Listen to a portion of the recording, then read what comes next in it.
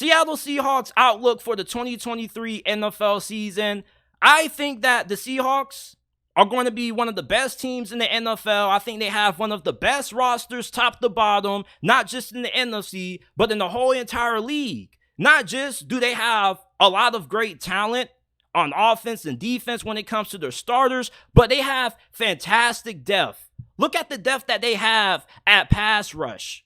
Yeah, you know about Darrell Taylor and Uchenna Nwosu, who both had 9.5 sacks each last season. But Boye Mafe, he's someone who can be a very good rotational piece on that defense. And he could be good enough where he could start on a handful of teams. He had 3.5 sacks last year. Look at the depth that they have in the secondary. They got Julian Love, fam, who is going to be starting at safety if Jamal Adams isn't ready to go. Look at the depth that they have at wide receiver, running back. You got Kenneth Walker, then you got Zach Charbonnet at wide receiver. You got tons of depth there. And when you look at what they did in the draft, I was a huge fan of Devon Witherspoon. And if he ends up panning out and he's as good as advertised, do you not know how deadly Seattle's defense is going to be this year? Their pass rush is going to be really good. And then you potentially could have 2 shutdown cornerbacks on the outside and Tariq Woolen and Devon Witherspoon. Where are you going to throw the football? Maybe you can target Kobe Bryant in the slot, but he should take a step up in improvement. And you're not too shabby at safety neither.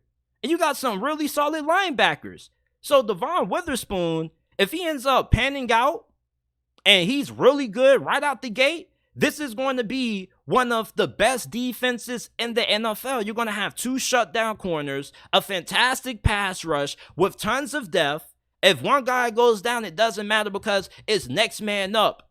And offensively, I love Geno Smith. I don't get why there's still so many detractors of Geno Smith. Geno Smith is in a really great situation. This is a hard situation for Geno Smith to just do what he did last year and crash back down to earth. They got a better team this season than what they had last year. And remember, around this time last year, most of us expected Seattle to be competing for the number 1 seed in the NFL draft.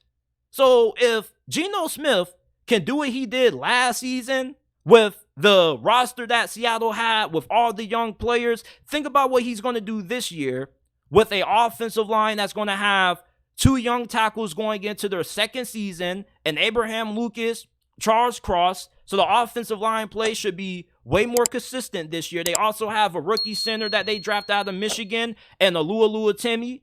I'm really looking forward to see what he's going to do come preseason if he can end up winning that starting center job.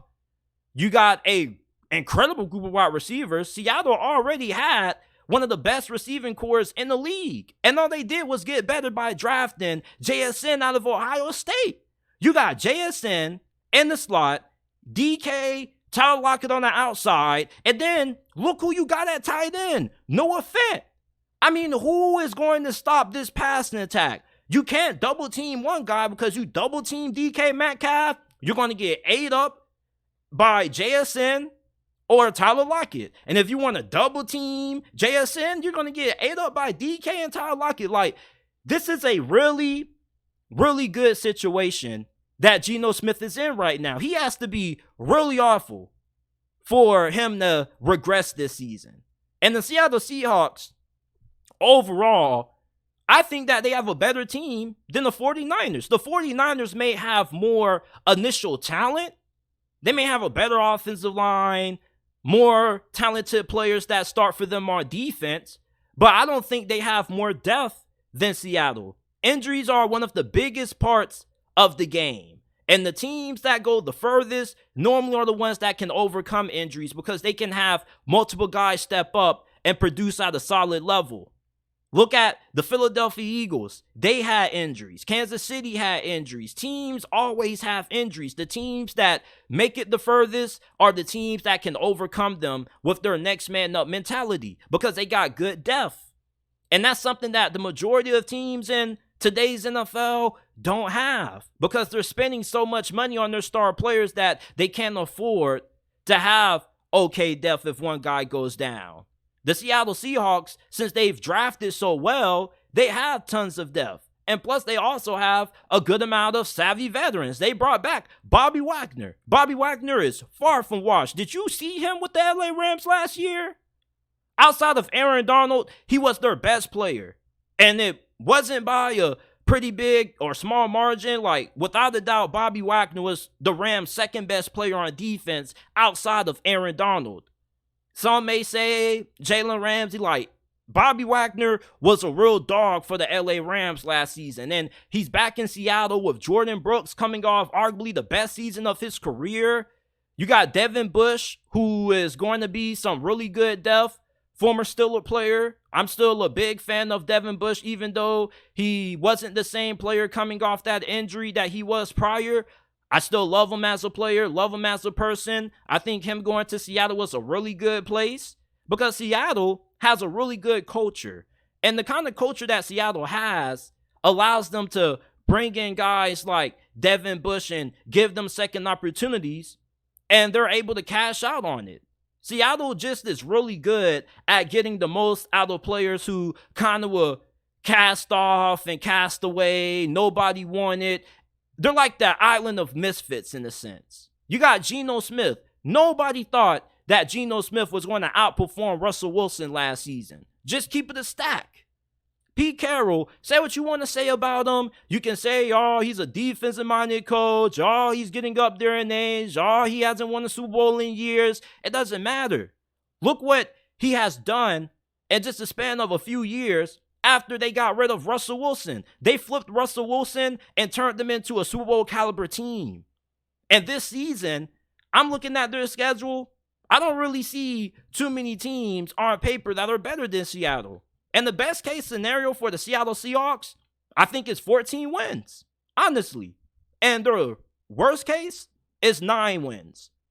And I think that the Seahawks are going to make it to the Super Bowl this year. As a matter of fact, if you guys have watched my record predictions for this season, you guys would know that I have the Seahawks losing in the Super Bowl to the Cincinnati Bengals in a very close game. You need to stop overlooking the Seahawks, man. This is a really good roster. They have the best young roster in the whole entire NFL. They have done an incredible job of trading Russell Wilson and making sure that they can make the most out of the assets that they got in return for him. I don't get why the Seahawks aren't getting talked about enough when it comes to the Super Bowl conversation, because I believe they're arguably just as good as the Philadelphia Eagles. And you may say, man, JT, stay off the weed. But I strongly feel this way. Like, really look at this roster. This is one of the most complete rosters in the league going into this year. Great at receiver. 2 really good offensive tackles. They very well could have the best offensive tackle duo in the NFL this season. Great depth at running back. You got a veteran QB who, with the time that he has around him, he can win the Super Bowl. You see, I hate when people try to say a quarterback can't lead a team to a Super Bowl because he just has this cap. Guys like Dak Prescott, Kirk Cousins are guys who people feel aren't capable of being able to lead a team to the Super Bowl. And it's kind of wrong. If you give Kirk Cousins and Dak Prescott and a Geno Smith the right situation, they can take a team to the Super Bowl. Brock Purdy took the 49ers to the NFC Championship game, fam. Jimmy Garoppolo went to the Super Bowl with the 49ers and almost went again. So you mean to tell me the 49ers can go to a Super Bowl with Jimmy Garoppolo, but Geno Smith can't take Seattle to one with the team that he has around him? With one of the best receiving corps in the NFL, with a great offensive line, with a great running back in Kenneth Walker, and he could have an eventual top 10 defense this year? You mean to tell me that Seattle doesn't have the infrastructure in place for Geno Smith to be good enough to win a Super Bowl?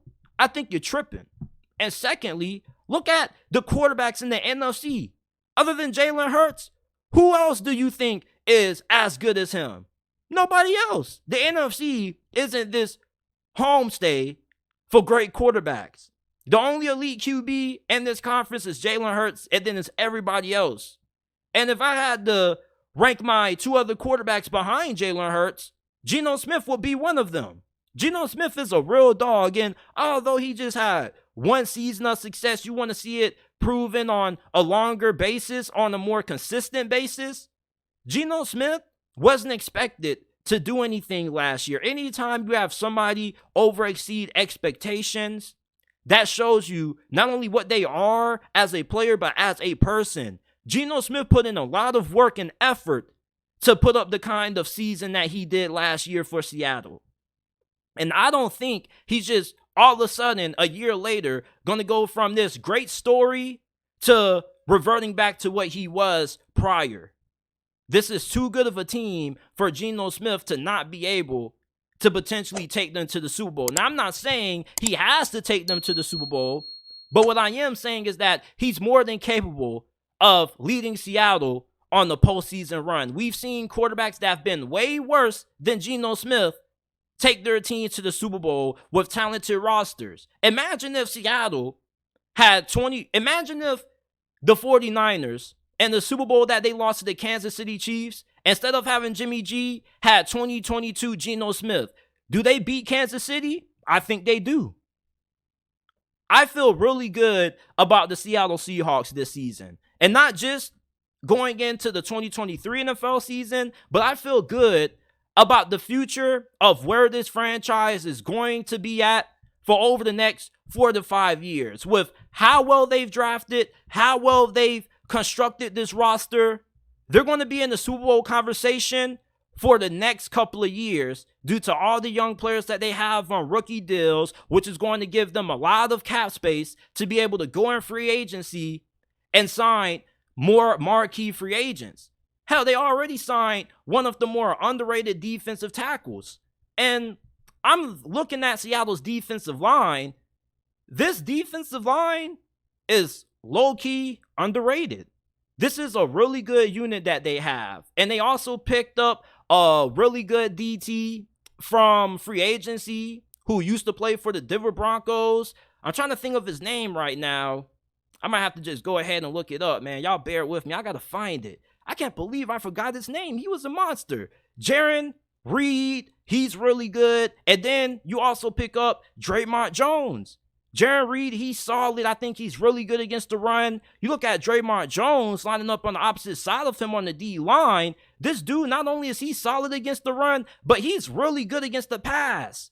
And yeah, he may not have, the DeForest Buckner or Aaron Donald kind of numbers, but Draymond Jones, to get a defensive tackle that can give you the kind of production in the pass rush department that he can, is a really good pickup. You're not going to find too many defensive tackles that can consistently give you 6-5 sacks a year. You feel me? If you can get 6 sacks a year out of your defensive tackle, that's great. 10 plus a year out of your DT is elite. But when I'm looking at Draymond Jones, this dude is a tad below that. And even if he isn't playing D tackle, even if he's playing, defensive end, wherever they want to line him up at on the defensive line, this dude can play nearly anywhere on the D line, in my opinion. He has a lot of versatility. I'm a big fan of Draymond Jones. This dude was one of the most underrated free agency signings out of the whole entire free agency period. And nobody really talked about it. And I think that he's going to have a big impact on that Seattle Seahawks pass rush that's already nasty with Uchenna Nwosu and Darrell Taylor. And then you got Boye Mafe and Derek Hall, rookie out of Auburn. Like, y'all keep sleeping on the Seattle Seahawks all y'all want to. You can keep saying I'm overrating them, I'm gassing them up, but this team is going to surprise a lot of people once they get into the playoffs this year, man.